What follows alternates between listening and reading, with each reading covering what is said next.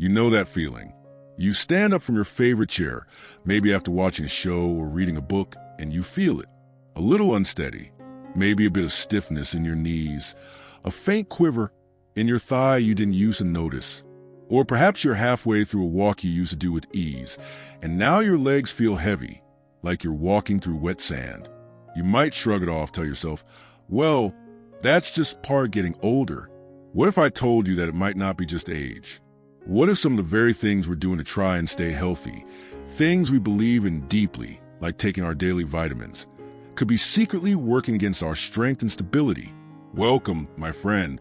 If you're over 40 and you've ever worried about your balance, your leg strength, or just feeling steady on your feet, you are absolutely in the right place.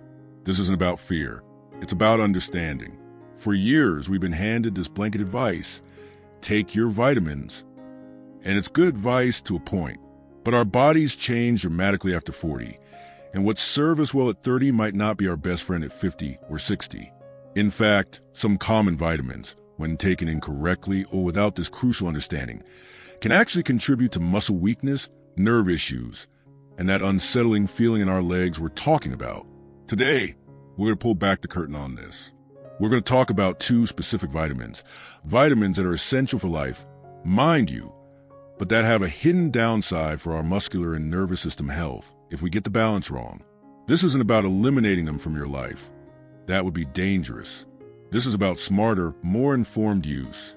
It's about knowing what to look for, how to listen to your body, and working with your physiology, not against it, so you can keep your legs strong, stable, and ready for all of life's adventures. So, let's start with the first vitamin, one you probably heard praised endlessly for bone health. Let's talk about calcium. Now, hold on, I can almost hear the confusion. Calcium? The thing we're told to drink milk for? The cornerstone of strong bones to prevent fractures? Absolutely. Calcium is vital. But here's the critical shift in thinking we need to make after 40. It's not just about how much calcium you get, it's about where it ends up. You see, our bodies are incredibly complex, and they work on a delicate system of checks and balances. Calcium's primary job is to be deposited into our bones and teeth, making them hard and resilient. But calcium also plays a starring role in muscle contraction. When a nerve signals a muscle to move, it's a tiny rush of calcium that allows the muscle fibers to contract. So, we need it in our blood and muscles too, but in a very tightly regulated amount. The problem begins when we focus solely on pumping high doses of calcium into our system, often through supplements, without considering its partner in crime, magnesium. Think of calcium as the on switch for muscle contraction. Magnesium is the essential off switch and relaxing agent. It's what tells the muscles to loosen up and unwind. After 40, our body's ability to manage minerals like this can become less precise. If we are consistently taking a high amount of calcium, especially without sufficient magnesium, we can create a subtle imbalance. The calcium can start to dominate in the muscles. This can lead to increased tension, cramping, and a feeling of tightness that isn't true strength. It's more like a constant low-grade strain. Over time, muscles that are perpetually tense and prone to cramping are not functioning optimally. They fatigue more easily. They don't recover as well from use. And that can absolutely manifest as a feeling of weakness or heaviness in the legs. But there's another, even more concerning pathway. When calcium levels in the blood are persistently high from supplementation and not being properly directed into bones, which requires other helpers like vitamin K2 and magnesium, the body may start to deposit that excess calcium in places we don't want it. One of those places? The soft tissues, including the walls of our arteries. But another is in and around our joints. This isn't the smooth, structured bone building we want. This can be gritty, inflammatory calcification. Imagine tiny bits of gravel forming in the soft tissues around your knee or hip joint. That creates stiffness, reduces your range of motion, and can make every step feel like an effort. Your leg muscles then have to work harder to move a joint that's become less fluid, leading to quicker fatigue and that sensation of weakness. So, the issue isn't calcium itself. It's flooding the system with isolated calcium and ignoring the complex dance it must do with other nutrients. It's like trying to build a brick wall with only bricks and no mortar. The structure just won't be right. Now, let's shift gears to the second vitamin, one that might surprise you even more because it's often touted as an immune booster and an energy enhancer. I'm talking about the B vitamins, specifically taking very high doses of certain synthetic B vitamins, like B6 pyridoxine. The B vitamin family is incredible and essential. They're like the spark plugs of our body, involved in converting food into energy, creating red blood cells, and maintaining healthy nerve function. We absolutely need them. And for a long time, the thinking was they're water-soluble, so you'll just pee out what you don't need. While that's true to an extent, research over the past couple of decades has revealed a crucial caveat, especially for the sensitive nervous systems of those of us over 40. Chronic, high-dose supplementation of vitamin B6, in particular, can lead to something called peripheral neuropathy. Let's break that down. Peripheral means the nerves outside of your brain and spinal cord, the vast network that runs to your hands and feet, your legs and arms. Neuropathy means damage or dysfunction of those nerves. The symptoms? Tingling, numbness, pins and needle sensation, burning pain, and critically, muscle weakness. This weakness often starts in the feet and moves up the legs. You might feel like you're losing sensation in your feet, making you feel unsteady. Your calves might feel floppy, or you might find it harder to climb stairs because the signal from your brain to your leg muscles isn't getting through clearly. It's not that the muscle itself is withered. It's that the electrical wiring to it has been damaged. Here's the insidious part. This doesn't happen overnight from a standard multivitamin. It's often linked to taking individual, high-potency B6 supplements for long periods, sometimes taken for carpal tunnel syndrome, PMS, or energy, often at doses hundreds of times the recommended daily amount. The body has a limit on how much it can process at once. When we consistently exceed that limit, the excess can become toxic to the very nerves it's supposed to protect. And because we're talking about nerve damage, the recovery can be slow, even after you stop taking the supplement. This is a prime example of how a more is better approach can backfire spectacularly as we get older. Our bodies become less forgiving, and our nerves more vulnerable. So, we've started this crucial conversation by looking at how calcium, without its balancing partners, can lead to stiff, cramp-prone muscles and stiff joints, and how too much synthetic B6 can literally short-circuit the nerves that command our leg muscles. Both scenarios steal from the strength and stability we cherish. But knowing the problem is only half the battle. The real power is in knowing what to do about it. That's where we're going to go next. We'll move from understanding these hidden risks to talking about practical, everyday strategies. How to get the benefits of these essential vitamins without the downsides, what to look for on supplement labels, and the dietary tweaks that can make all the difference for keeping your legs feeling strong and sure for years to come. So now we understand the hidden mechanisms. We see how an imbalance with calcium can turn our muscles from agile partners into tense, fatigue cables, and how an overzealous approach to B6 can quietly fray the vital wires connecting our brain to our legs. It's a lot to take in, I know. You might be looking at your supplement shelf right now with a mix of concern and confusion. But please, don't feel overwhelmed. This isn't about living in fear of every pill. It's about moving from a passive "take this because it's good" mindset to an active, informed "this is how I support my body" partnership. And that's a powerful shift. So, let's roll up our sleeves and talk about what to actually do. Let's start with the calcium conundrum. The goal is crystal clear. We want to guide calcium into our bones, where it builds strength and prevents fractures, and away from our soft tissues and joints, where it causes stiffness and weakness. To do that, we need to think about the entire crew, not just the star player.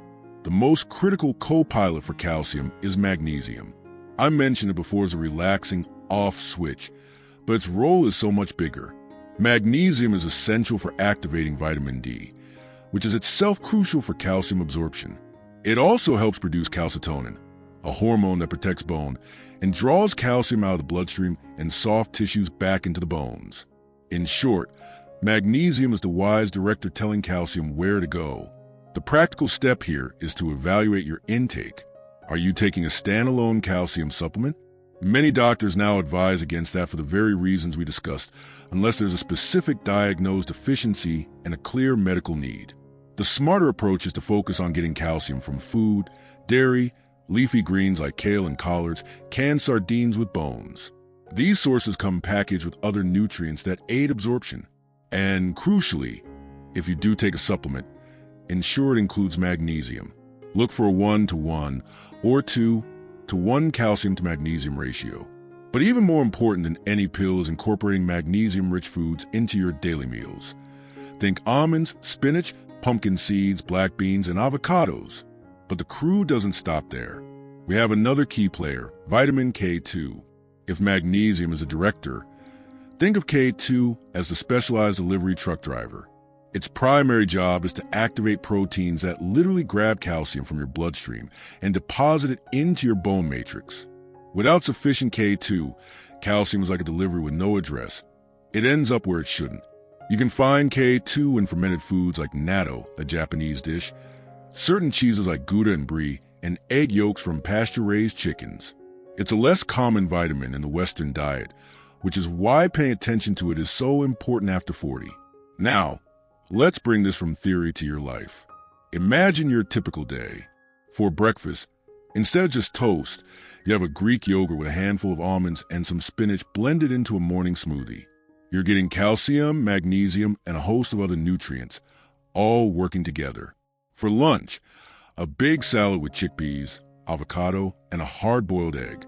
You're supporting the entire mineral crew. This is the food-first approach that gives your body the tools it needs in the right proportions.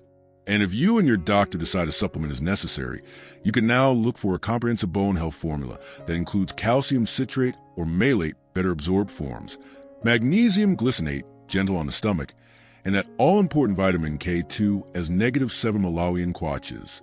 You're not just taking a pill. You're facilitating a whole construction project for your skeleton and sparing your muscles and joints from unnecessary strain. Now, let's turn our attention to the B vitamin situation, specifically B6. The solution here is less about balance and more about precision and caution. Remember, B6 is vital. We need it for nerve health, energy production, and hundreds of bodily functions. The problem is exclusively linked to high-dose, long-term supplementation of synthetic form, pyridoxine hydrochloride. The natural forms found in food, pyridoxal, pyridoxamine, do not carry the same risk. So, your first and most powerful action step is to audit your supplements. Go through them right after we finish talking. Look at the labels of any B-complex vitamins, energy supplements, or high-potency stress formulas. Check the amount of vitamin B6 pyridoxine. The recommended dietary allowance, RDA, for adults over 50 is 1.7 mg for men and 1.5 milligrams for women. The tolerable upper intake level, UL, the maximum daily intake unlikely to cause harm, is 100 milligrams. Many over-the-counter supplements, especially those marketed for energy or nerve support, can contain 50 milligrams, 100 milligrams, or even more. Taking one of these daily for months or years is what studies link to the neuropathy we discussed. Your move? Choose a basic, high-quality multivitamin that provides B6 at or near 100% of the daily value, around 2 milligrams. That is more than sufficient for nearly everyone when combined with a healthy diet. Avoid the megadose bottles unless specifically prescribed and monitored by your doctor for confirmed deficiency. For your dietary B6, focus on a wonderful array of whole foods that provide it. Chickpeas, hummus is a great source. Tuna, salmon, chicken, bananas, and sunflower seeds. This way, you're getting the nutrient in its natural, safe, and beautifully packaged form, alongside fiber, protein, and other cofactors. But here's a connection I want you to really see, because it brings both of our topics together in a way that affects your legs directly. Nerves and muscles are one functional unit. A healthy nerve signal, protected by sensible B6 intake, tells a muscle to contract. That muscle, free from the cramping and stiffness of mineral imbalance, thanks to balanced calcium and magnesium, contracts smoothly and powerfully. That is the symphony of strength. When one part is off, the whole movement suffers. It's not just about avoiding weakness. It's about creating an internal environment where strength and stability are the default. This leads us naturally to our next vital piece of the puzzle, one that goes beyond vitamins and directly addresses the foundation of leg strength. Because we can have perfect mineral balance and impeccable nerve health, But if we don't use our muscles, they will still waste away. The body operates on a simple principle: use it or lose it. After 40, the lose it process, called sarcopenia, can accelerate if we don't actively challenge it. And the type of movement we choose is critical. It's not about running marathons or lifting massive weights. It's about strategic, consistent, and very achievable resistance. This is the missing link that takes the biochemical support from our diet and turns it into tangible, functional strength you can feel with every step you take. And that brings us to the heart of the matter, the practical engine that turns all this knowledge into real-world strength. We've talked about creating the right internal environment, balancing our minerals to keep muscles supple and joints fluid, being precise with our B vitamins to protect our nerve signals. But biochemistry alone doesn't build strong legs. It provides the building materials. The act of building, of reinforcing, of strengthening, that comes from something beautifully straightforward, the right kind of movement. This is our final and perhaps most empowering piece of the puzzle. It's about giving your body a reason to hold on to and build muscle, to use those clear nerve pathways and well-balanced minerals for their highest purpose. Because here's the truth our bodies live by after 40. If you don't challenge a muscle, your body sees it as optional. It's a metabolic expense it starts to feel it can do without. This gradual loss of muscle mass and strength, called sarcopenia, is a primary driver of that feeling of weakness, of heaviness, of instability. It's not just about looking less toned. It's about your leg muscles literally having fewer fibers to contract when you need to rise from a chair, catch your balance on a step, or enjoy a long walk. The fantastic news is that this process is not a one-way street. It is profoundly responsive to resistance. And I need you to hear this word correctly. Resistance. Not necessarily weightlifting in the scary, gym bunny sense. I mean any activity that makes your muscles work against a force. That force could be your own body weight. It could be a light set of dumbbells. It could be resistance bands, which are incredible, portable, and gentle on the joints. The principle is simple. You're giving your muscles a signal, a clear, compelling message that says, I need you, stay, grow stronger. And when you send that signal regularly, in conjunction with the smart nutritional support we discussed, something wonderful happens. Your legs stop feeling like a burden and start feeling like the reliable, powerful foundation they are meant to be. So, let's make this incredibly practical. What does this look like in a typical week? It doesn't require hours. It requires consistency and intention. Twice a week, dedicate 20 to 30 minutes to focused leg strength. We're talking about foundational movements. Chair squats. Standing in front of a sturdy chair, lowering yourself down until you just barely touch the seat, and pushing back up. That's a powerhouse move for your thighs and glutes. Calf raises, holding onto the kitchen counter and rising up onto your toes, then slowly lowering. This builds the muscles that are crucial for balance and push off with every step. Side leg raises, holding onto a chair for support to work the often neglected hip muscles that keep us stable when we walk. And perhaps one of the most important for a real-life function, step-ups. Using the bottom step of your staircase, stepping up with one foot, bringing the other to meet it, and then stepping down with control. Start with just your body weight. Do as many as you can with good form, even if it's just 5 or 8. The goal is not exhaustion, it's stimulation. As that becomes easier, that's when you introduce a little external resistance. A 5-pound dumbbell held at your chest while you squat, or a resistance band around your thighs during your leg raises. This progressive challenge is the key. It's a conversation with your body, where you gently ask for a little more, and it responds by building a little more strength. This is a direct counteraction to the weakness we fear. This is you taking the driver's seat. Now, as we start to bring all of this together, I want to pause for a moment and speak to you not just as a viewer, but as a fellow traveler on this road. If anything we've talked about over these last few minutes has resonated with you, if you nodded along thinking about that unsteady feeling, or looked at your vitamin bottle with new eyes, then you've already done the hardest part. You've started paying a different kind of attention.